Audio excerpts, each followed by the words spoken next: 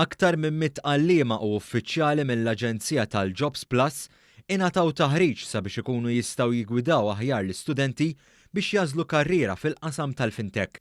Joseph Cini, analista fil-qasam tal-fintech fiħdan l-Awtorità Maltija għas-Servizzi Finanzjarji l-MFSA, qal li Malta qed tkun proattiva ħafna f'dan il-qasam u kien għalhekk li nħasset il-ħtieġa li jsir dan it-taħriġ flimkien mal-Kunsill Konsultattiv Edukattiv.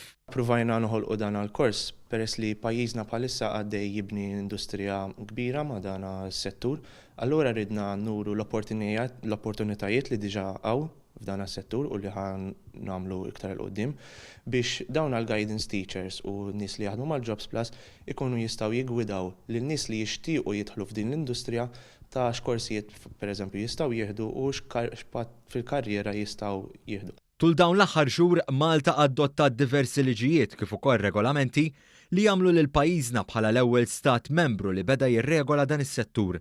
Dan il-pass wassal sabiex pajjiżna ġibet aktar investiment u fl-istess waqt inħolqu aktar opportunitajiet ta' impjiegi ta' kwalità.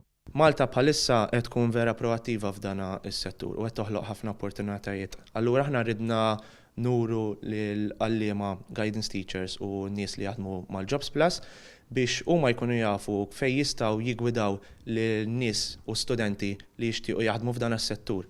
Prattikament aħna ma rridux li ġast ikonna settur kbir, però rridu li jkun hemm nies biżżejjed biex jaħdmu f'dan is-settur. Riċentament l-MFSA approvat 14 l-applikazzjoni għal aġenti li jridu jaħdmu f'dan is-settur fejn se jkunu qed jilqgħu jipproċessaw dawk il-kumpaniji li jridu jaħdmu fil-qasam tal-assi finanzjarji virtwali biex jassiguraw livell doppju ta' verifika.